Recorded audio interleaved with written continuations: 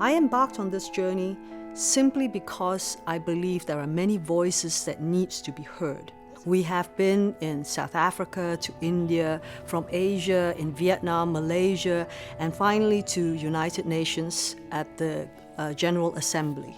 Why are we on this journey? Because we have not done enough for road safety.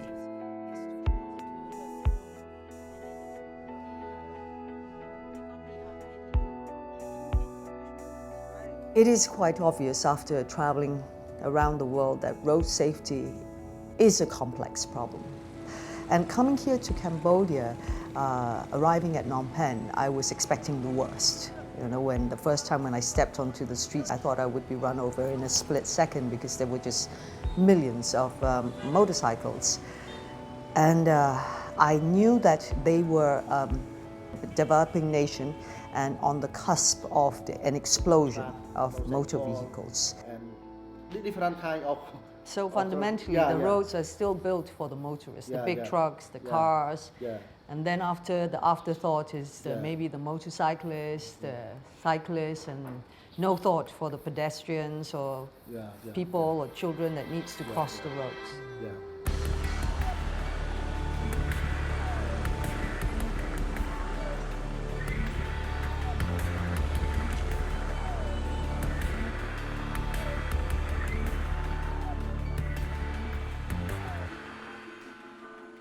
Cambodia is a country that's experienced the worst of the 20th century. Yet fighting back from its appalling recent history of war, genocide, and upheaval, this is now a young, beautiful, vibrant country. And it does seem so tragic that it's falling back into an abyss that's taking lives from them on the roads that are built to help the people, to ensure that their lives get better, not worse, not turned into nightmares in a couple of seconds. I have seen and we have visited families that have been devastated. A young mother who has a baby who will be turning 1, a little girl who will never see her father, a man who lost his life because he was on his motorcycle. On one evening, coming back, the wife was waiting for him for dinner, and all she got was a phone call. Round the corner on the main street, he had been struck down, head on, by a car. Now he will never get to see his child grow older. When you look into the face, into the eyes of a young woman like that, clutching onto her child and knowing that she has to survive because this baby desperately needs her, you know that you can't step away to prevent something like this from ever happening again. And the answer is so simple. It is right there for us to solve.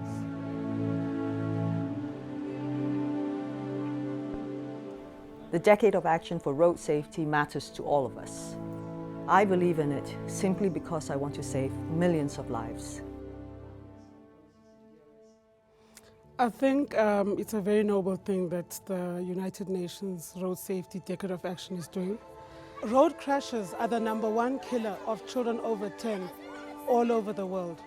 Look at the numbers and then just break it down to one number at a time and think this is one life. It's not just somebody just leaving, that is tragic enough, but they go with so much. And so many lives are changed and altered after that. So many lives will never ever be the same after that. So it's about bringing humanity to numbers. Yes, numbers should be the shock and the wake-up call, but it's about bringing a sense of humanity to those numbers.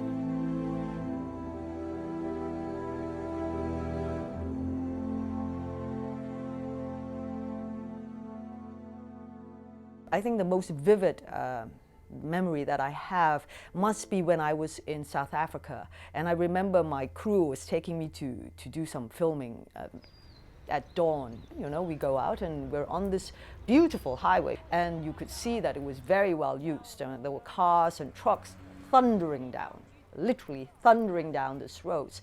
And then I remember seeing all these shadows flitting across, and when you looked closely enough, there were kids trying to cross the roads.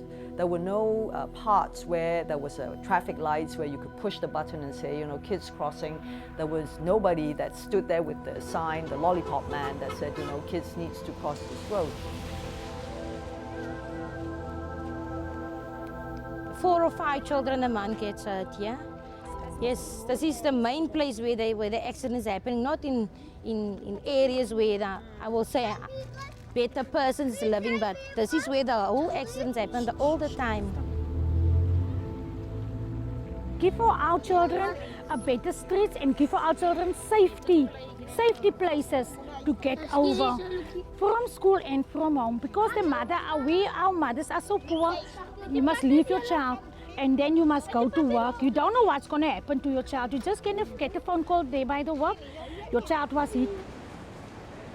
As an adult who have seen what could happen if they got knocked over, it's very sad. I think it must be very hard on parents who have to send their kids out every day. And I'm sure they know that that's what their kids are facing, but they don't have a choice. One of our own children was killed by a car accident, and the children was running back from the accident scene to come and tell the house mothers that something terrible has happened. It was so painful and it was so sad because a young girl's life was destroyed. And we felt even sorry for her sister because they were very close. They were like twins together, and now one life was taken away and the other one was just left like that, and it was very, very painful.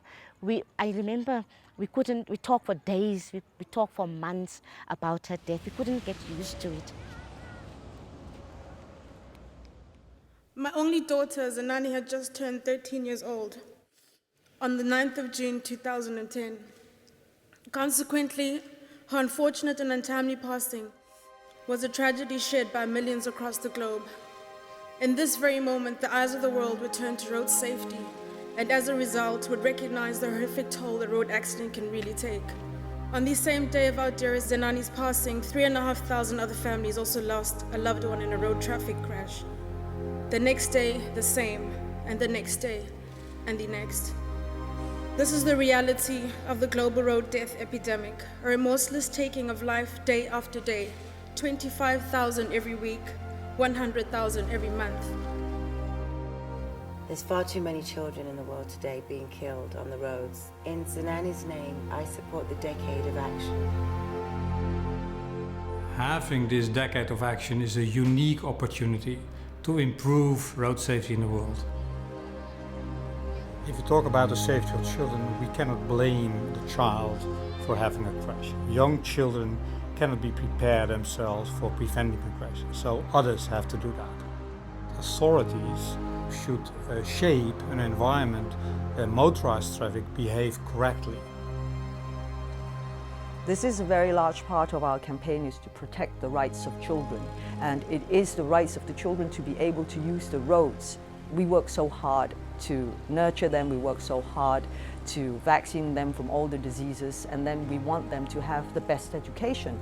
And with a lot of the children, especially in the developing nations, they walk to school.